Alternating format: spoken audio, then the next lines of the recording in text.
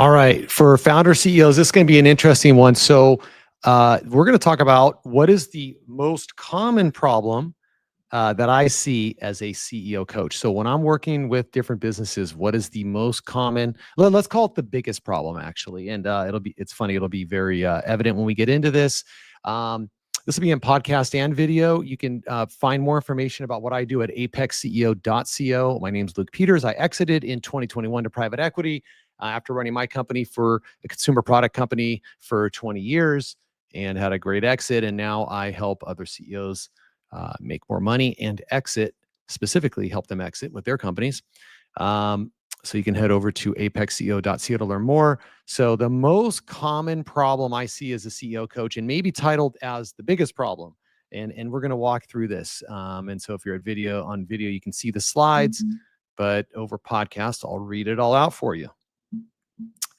It's real simple. Biggest problem, profit. Okay. The profit problem and its domino effect. So the biggest problem is low margins. That is the biggest and most common. Honestly, it's too common. And this leads to a chain reaction of problems. And this will be a quick discussion here because I'm just going to tell you exactly what happens. So most times, a coach will come in and they'll, okay, are you doing EOS? And let's work on your systems and let's work on your meeting flow. And let's take a look at your core values and your strategy. And all of those things are very, very important, right? But if you can't fix your margins, you're out of luck. Okay. You're going to have problems. You can have great core values and at 3 or 5% margins, you may not be in business. So that's the big one, is fixing the margins. Now, a lot of times executive coaches will come in on larger companies, and by that time they've scaled and they typically have this figured out. But I do see this very common in the, say, $5 to $15 million range for companies. And let's talk more about it. So not making enough profit. And here's what happens. So a lot of times, well, first off, a banker once told me when you go to sell your business, you better be making this type of margin for this type of category. If you're in consumer goods, you better have over 10%. Why? Because if you're not over 10%, it's a signal to the market that your brand isn't that good. Okay. If you're 5%, where's the value in your brand? Why would a PE buy you? If you're 15%, well, you built brand value. And just think about that. I mean, that's a strong statement, right? So if your margins are too low, and for smaller businesses, you've got a very difficult job at that point, right? You're not a business owner because you're not making enough. You basically just have a job that now you're spinning the wheel 80 hours a week. So it's better to pull back and work on the margins. The CEO's got to handle too many job titles at this point, and you're stuck oftentimes because your margins are low. You cannot afford a strong leadership team. So that's the main theme on this slide. You can't get that leadership team. So you're kind of stuck with, underqualified and overwhelmed leaders. And it's always sort of the chicken and the egg, like, wow, how did so-and-so hire such incredible leaders? Well, probably because they've got great margin. And guess what?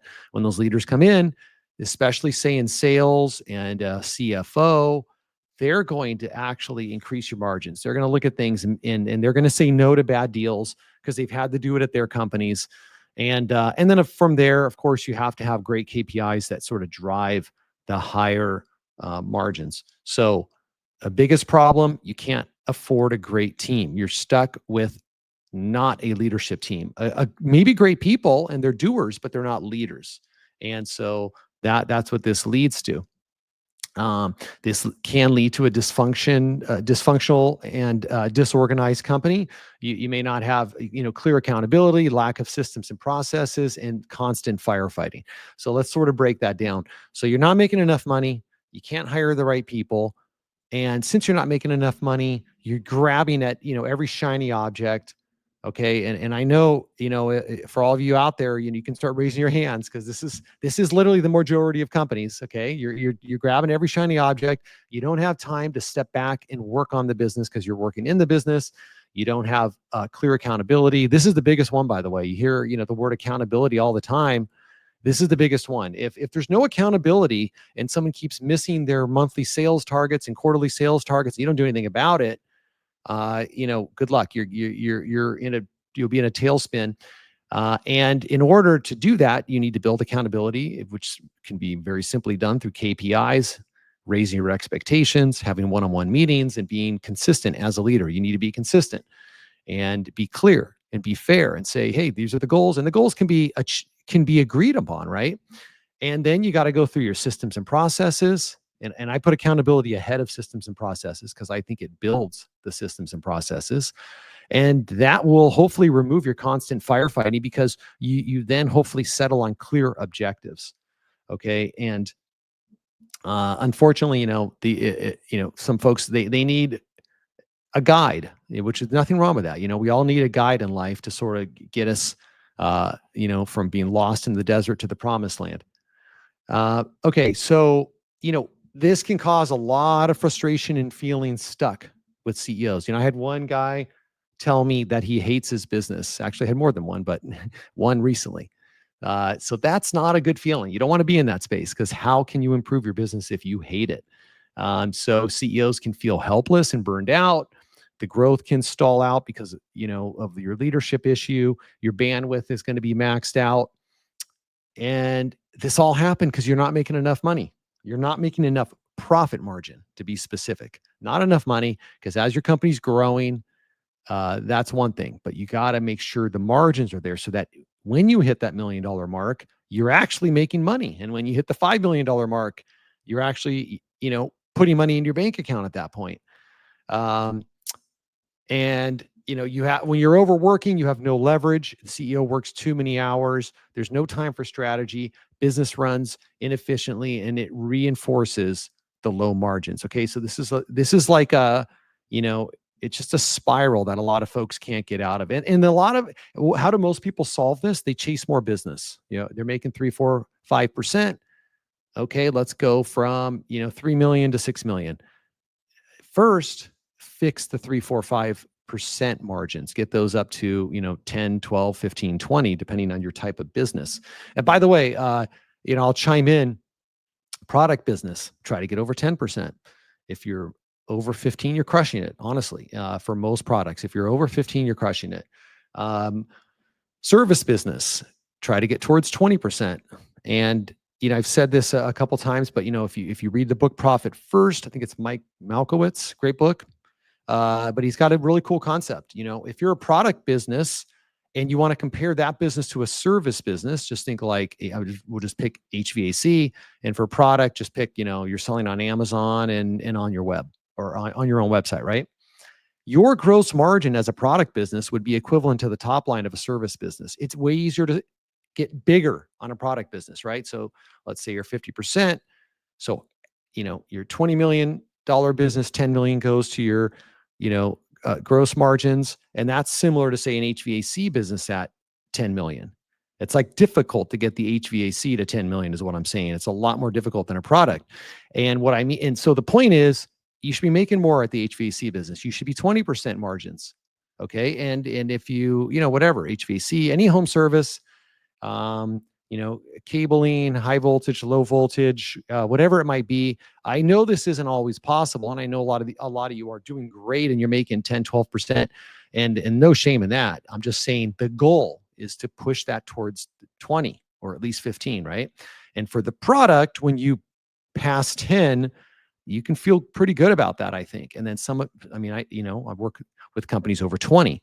So there's a huge range here, and I don't want to just pigeonhole this, and there's so many different industries, but I do want you to think about that as a business owner, is depending on your category and how to think about your business.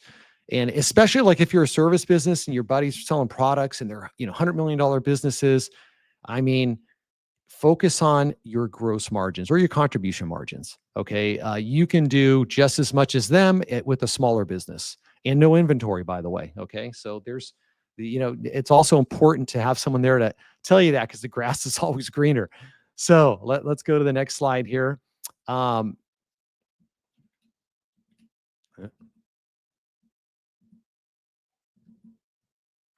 Yeah.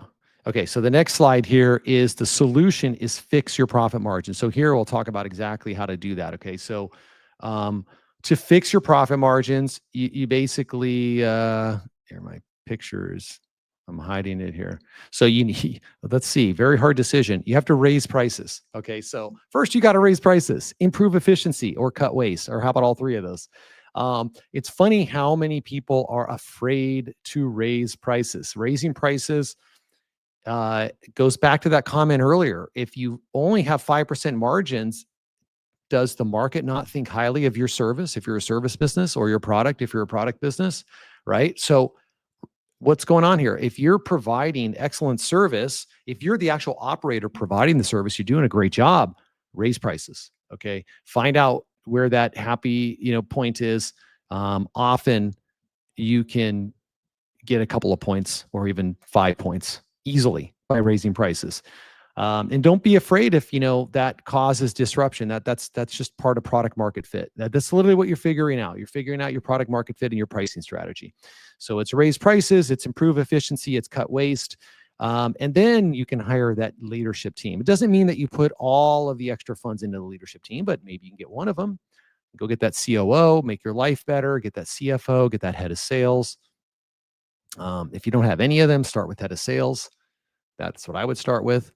Potentially head of marketing, depending on the type of company. Implement structure and accountability.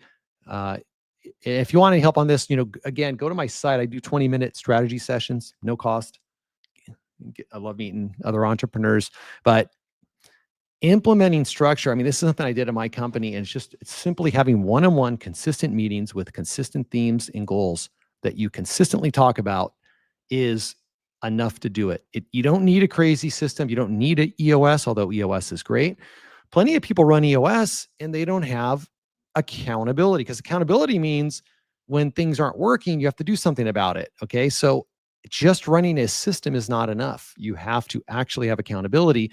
And once you're at that point, you can then scale with clarity and balance. So that's what I wanted to talk about today. The biggest problem I see doing CEO coaching is low profit margins. Okay. And because it's a spiral that we kind of just went through. If you wanted a one-on-one, head over to apexceo.co. And we can do a call. I'd love to see what your challenge is. And the way I work is I don't force a system down anyone's throat, and I guarantee results. There's no friction. There's no risk on your end. And I keep it simple, because I know you as the CEO are stressed out and you're trying to build something and you got a lot on your plate. So I don't come in with 20 objectives. We talk, we figure out what your goals are, and then I help you hopefully uncover things you might not see yourself. And also, find the kink in the hose. Okay. Just think of the book, The Goal, right? You got to find that thing that is slowing down your business the most. And it's different for every business. So that's why it's boutique and customized. So hopefully this was valuable. Take care. We'll see you on the next one.